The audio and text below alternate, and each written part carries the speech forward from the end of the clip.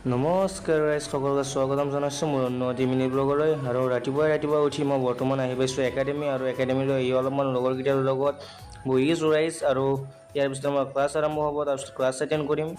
ৰাইজ class attend কৰিব এই গম পালোঁ যে আজি একাডেমিত এটা সম্বোধনা অনুষ্ঠান আছে। আৰু সম্বোধনা অনুষ্ঠানটো অৰ্গেনাইজ কৰিছে কেন্দ্ৰমুনা ফুটবল ক্লাবে। আৰু সম্বোধনা অনুষ্ঠানটোলৈ বৰ্তমান যাওঁ আৰু আপোনালোককো লৈ যাওঁ। চব বলক।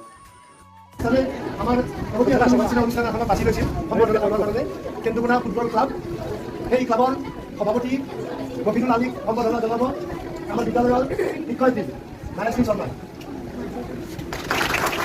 তাৰপিছত আমি সম্বৰ্ধনা জনাব বিচাৰিছোঁ সাজিদ চুব্বা আহমেদক। জনাব সম্বৰ্ধনা জনাব যুৱ ডেকাই।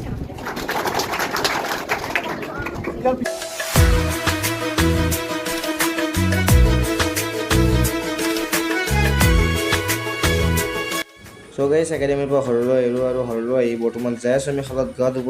আৰু যিহে গৰম দিছে ৰাইজ, সেইকাৰণে আজি বছৰৰ প্ৰথমবাৰৰ বাবে শালত গা ধুম। চব বলক।